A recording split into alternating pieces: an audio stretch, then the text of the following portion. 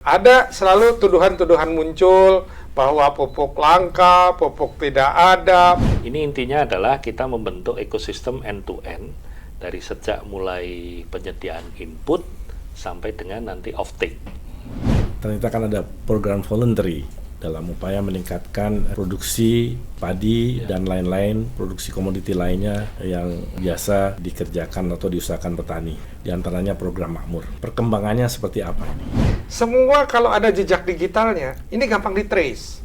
Nah, kita targetkan petani itu ada peningkatan at least ya, berapa? 40% lah.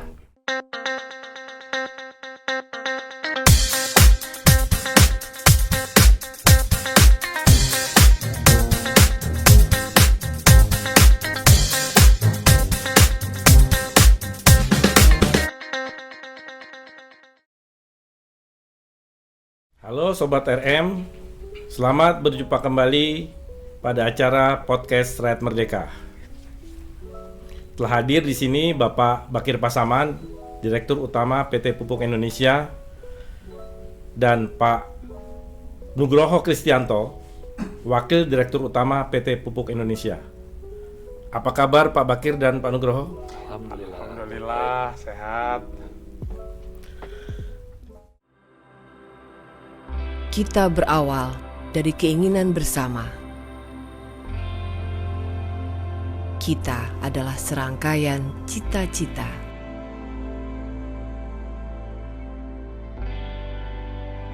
Kita adalah sebuah visi bersama.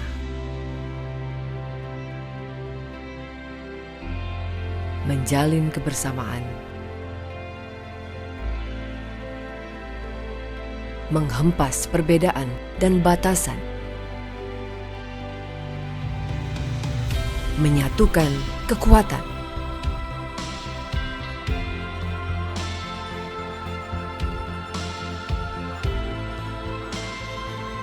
menembus ruang, melawan rintangan,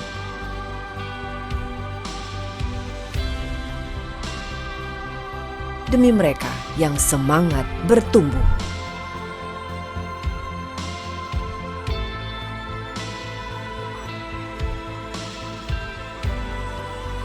Demi masa depan negeri.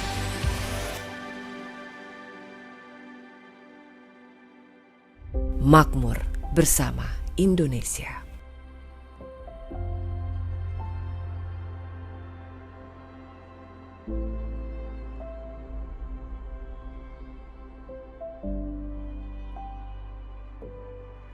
Pak Bakir, kita ingin mengetahui nih perkembangan PT Pupuk Indonesia dalam upaya memenuhi kebutuhan pupuk petani baik subsidi maupun non-subsidi. Banyak sekali transformasi yang telah dilakukan pihak Pupuk Indonesia, terutama digitalisasi pada sejumlah programnya. Apa saja terobosan digital yang dilakukan Pupuk Indonesia, terutama kaitannya dengan distribusi pupuk? Assalamualaikum warahmatullahi wabarakatuh, para Sobat RM yang sangat kami cintai dan banggakan. Terima kasih atas kesempatan yang diberikan oleh Rakyat Merdeka untuk kami dapat menjelaskan sedikit mengenai pupuk. Ini kebetulan saya hari ini didampingi juga oleh Pak Wadirut, dan juga ini ada kesempatan diberikan oleh Pak Kiki. Ini terima kasih banyak, terima kasih kepada Rakyat Merdeka. Mudah-mudahan apa yang kami sampaikan pada hari ini bisa bermanfaat bagi seluruh pihak.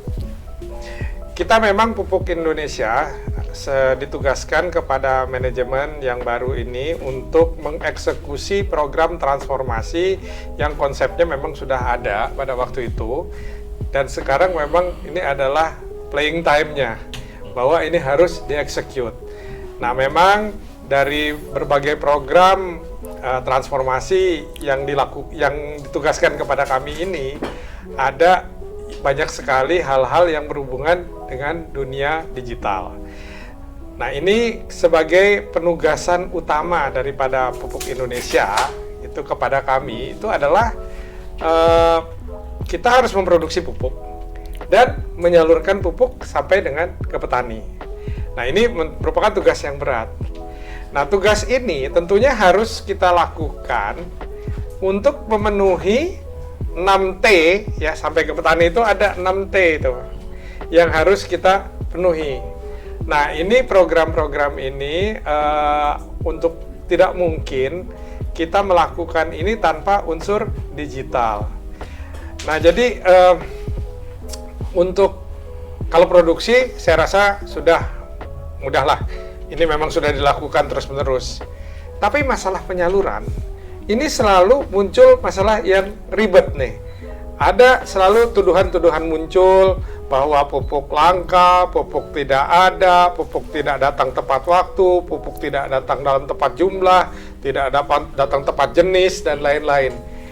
Ini tentunya menjadi satu hal yang mengganggu kami di Pupuk Indonesia. Kalau pertanyaan ini terus datang bertubi-tubi, tentunya kalau kami salah, ya kami harus bertanggung jawab terhadap hal tersebut.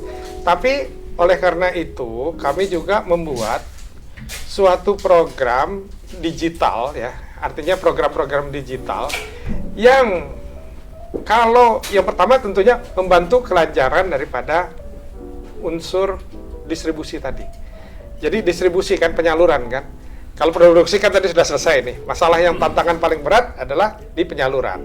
Nah, oleh karena itu, fokus dari transformasi itu kita melakukan digitalisasi secara masif agar penyaluran pupuk dari lini 1 dari pabrik ke gudang yang ada di provinsi, itu artinya gudang utama di provinsi, kemudian ke gudang distributor ataupun ke gudang yang ada di lini 3, artinya kabupaten, dan juga sampai ke kios, itu bisa termonitor semua dalam bentuk digital.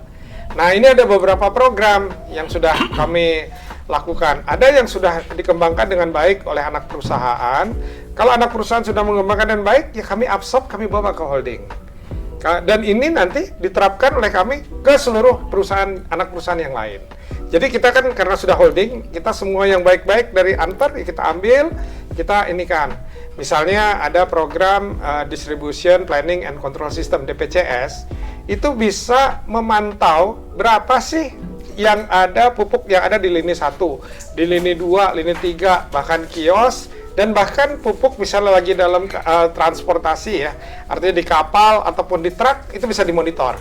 Nah, itu ada program in-house yang dibuat sendiri oleh teman-teman di Pupuk Altim pada waktu itu untuk urea. Nah, itu kita bisa memonitor tuh pupuk setiap saat real time. Itu bisa kita monitor. Ada dashboardnya ya? Iya, ada dashboardnya. Nah, ini dulu Pupuk Altim hanya pakai untuk urea. Nah, sekarang kita tarik program ini Pupuk Altim, kita minta dong untuk holding, kita pakai untuk semua anak perusahaan, kita pakai untuk semua produk. NPK, dan lain-lain. Amoniak, dan lain kita pakai semua. Jadi semua produk ini kita masukkan ke dalam DPCS. Ini. Nah, kemudian, ini saja tidak cukup. Kita harus memonitor lebih detail lagi point to point dari ini, kita mengembangkan masing-masing program macam-macam. Tapi yang paling penting juga kita masih dalam, nggak mungkin bisa selesai semua dalam satu tahun selesai semua, nggak mungkin. Kita kan baru 1,5 tahun nih di Pupuk Indonesia. Mudah-mudahan kalau 2 tahun selesai semua deh. Ini kita mengharapkannya begitu. Nah, ini nanti ada program namanya Retail Management System. Retail Management System ini sebenarnya kami ini ditantang waktu itu oleh Menteri BUMN Pak Erik. Ya, ini kan kalau Pak Erik kan beliau kan ya mungkin karena milenial kali ya Pak Erik nih. Jadi kalau saya kan kolonial kali. Jadi beliau ini ngelihat, wah ini, harus itu, harus begini. Ya, banyak sekali yang kaitannya dengan digitalisasi. Jadi kami membuat program namanya waktu itu namanya Retail Management System. Tapi nama Retail Management System itu kalau disingkatkan RMS. Terus saya diprotes juga, jangan RMS dong singkatannya. Ya, sekarang kita namakan program itu Rekan. Jadi nanti rekan apa gitu ya. Nah, ini dengan program Retail Management System ini kita bisa mengontrol 5T dari 6T. Jadi 5T dari 6T. Jadi ada tepat jenis, tepat jumlah, tepat harga, tepat waktu. Ya, yang nggak bisa tuh cuma kualitas. tepat mutu ini bukan dikontrol oleh digital. Karena tepat mutu itu kan ISO 9001, sistem kualitas daripada produksi, ini satu ini. Tapi yang 5T yang lain, oke. Kita bisa kontrol melalui kita monitor pakai ini.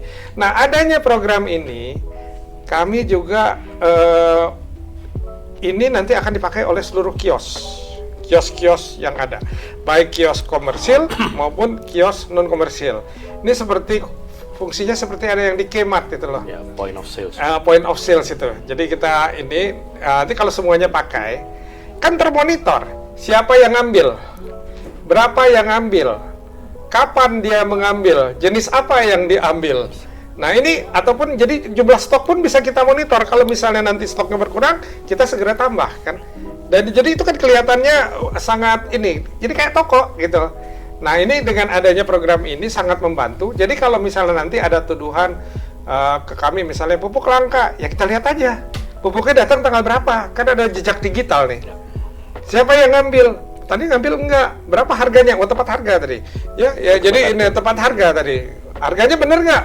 Misalnya kalau pupuk subsidi harganya diambil dengan harga segitu, atau dinaikin, atau dipaketin dengan yang lain. Semua kalau ada jejak digitalnya, ini gampang di-trace. Nah ini Pak Kiki, dengan adanya program seperti ini, kami ingin benar-benar ini menjadi lebih transparan lah. Kalau kami salah tentunya kami akan perbaiki, kita tidak ada ini, tapi kalau memang pupuknya habis karena alokasi yang habis, ya kita akan laporkan juga berdasarkan data-data itu. Saya rasa itu Pak Kiki, yang dua ini mungkin ya, Pak. saya mungkin ingin nambahkan terkait dengan kemampuan digital ini tadi Pak. Dengan adanya POS atau program rekan tadi itu, yang apa sih yang ke depan yang pengen disasar oleh Pupuk Indonesia itu adalah kemampuan advance analitiknya Pak. Tadi Pak Dirut kan dengan bahasa sederhana kan mengilustrasikan, misalnya si A biasa beli apa berapa banyak gitu ya. Hari ini kita nggak punya profile dari customer kita secara one on one. Dengan kemampuan analitik yang nanti kita peroleh dari pengumpulan data melalui POS itu insya Allah kita bisa menyediakan secara tepat gitu. Oh di daerah tertentu itu ternyata yang paling laku pupuk ini gitu.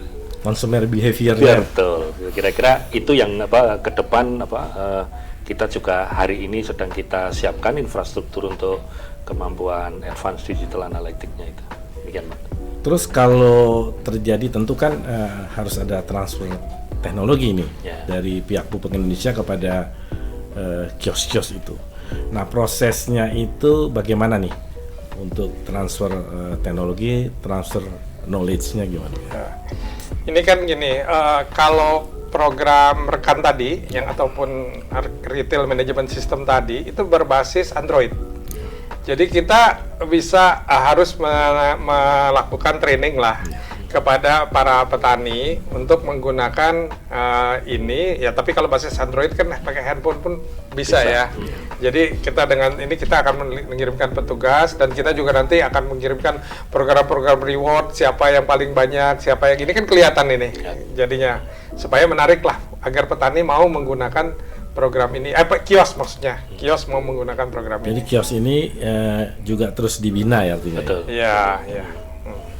Ini buat Pak Nugroho nih ada satu pertanyaan. Walaupun tugas utama Pupuk Indonesia ini menyediakan pasokan pupuk untuk petani, ternyata kan ada program voluntary dalam upaya meningkatkan produksi padi dan lain-lain, produksi komoditi lainnya yang biasa dikerjakan atau diusahakan petani. Di antaranya program Makmur. Perkembangannya seperti apa ini? Baik, terima kasih Pak Kiki. Jadi ini kan sebenarnya berangkat dari ide kita ini dalam hal melayani atau mendapatkan penugasan menyalurkan pupuk bersubsidi itu ada beberapa hambatan, salah satunya adalah tadi itu tidak semuanya bisa gitu ya, atau tidak semua petani itu mendapatkan jatah pupuk subsidinya. Nah, sehingga kan kita perlu cari upaya lain bagaimana petani tadi tetap bisa mendapatkan pupuk. Problem yang dihadapi adalah adanya disparitas yang cukup tinggi antara harga pupuk subsidi dengan harga pupuk non subsidi.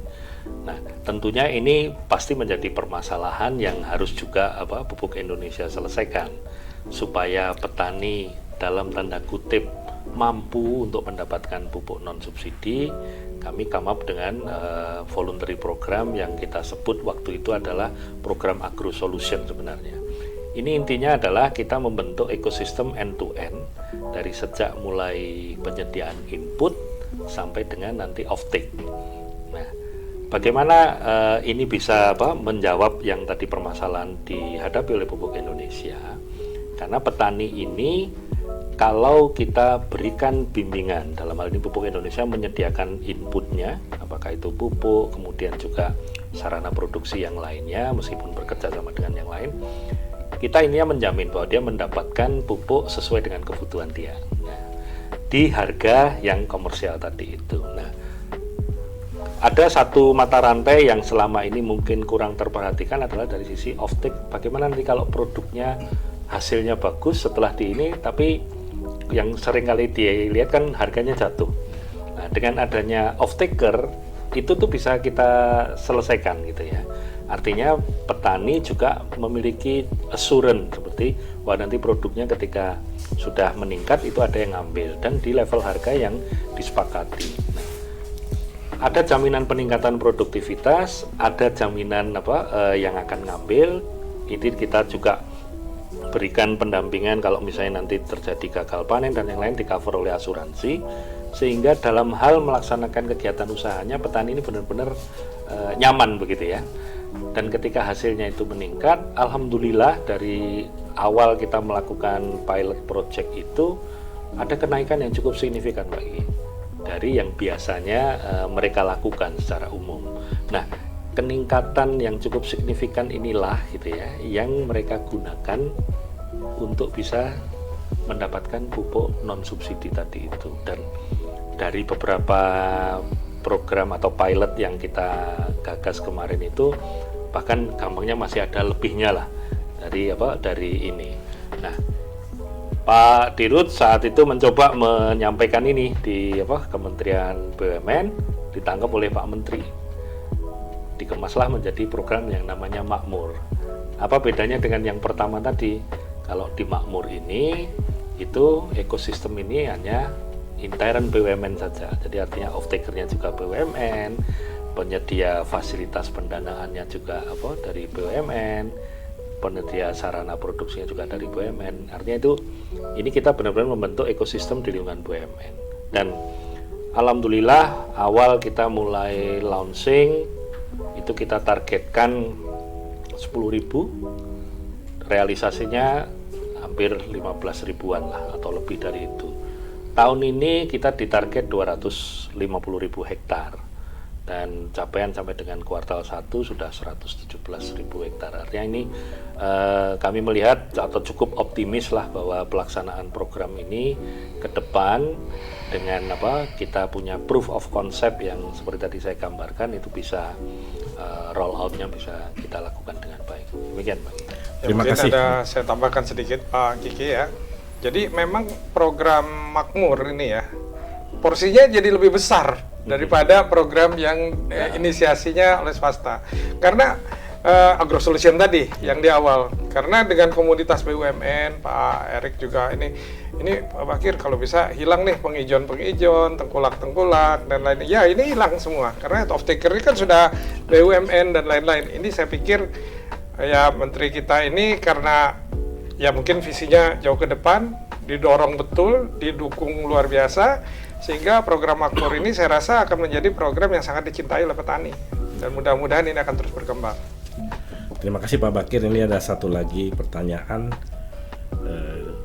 yang biasa menjadi diskusi kita dengan Sobat RM, yaitu lewat program Makmur kan Pak Menteri BUMN Erick Thohir ingin kesejahteraan petani itu meningkat dari kondisi sebelumnya. Artinya meskipun mereka kemudian membeli pupuk dengan harga komersial ya non subsidi, tapi kira-kira peningkatan yang sudah terjadi itu berapa persen nih dari sebelumnya ketika mereka menggunakan pupuk subsidi.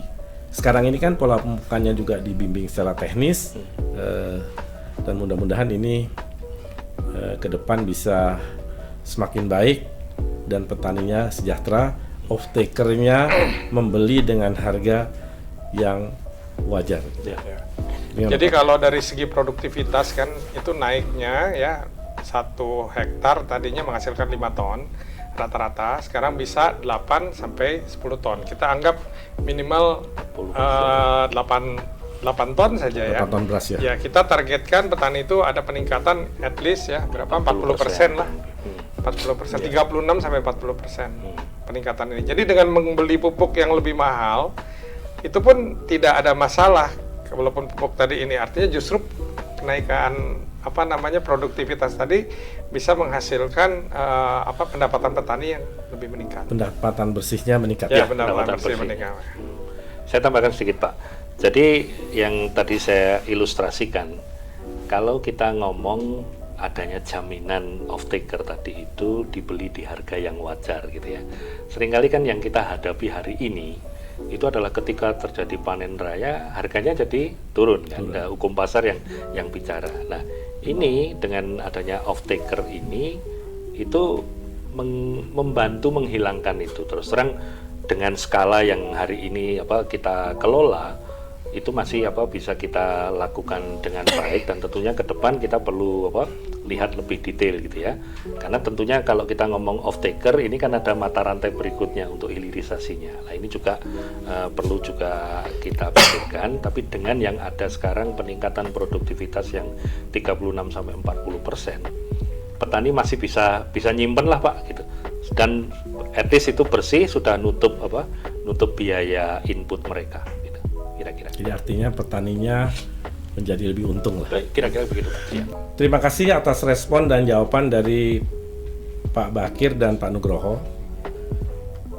Tentu ini akan sangat bermanfaat buat kami dan Sobat RM karena informasinya sangat informatif dan mencerahkan kita semua. Sobat Rakyat Merdeka, demikian obrolan kita hari ini. Penjelasan dari Pak Bakir Pasaman dan Pak Nugroho sangat bermanfaat bagi kita. Mari kita dukung dan doakan semoga PT Pupuk Indonesia semakin cepat dalam melakukan transformasi dan digitalisasi demi sukses dan lancarnya perusahaan ini menuju kondisi yang lebih baik dan lebih maju. Salam sehat. Wassalamualaikum warahmatullahi wabarakatuh. Waalaikumsalam warahmatullahi wabarakatuh. Terima kasih.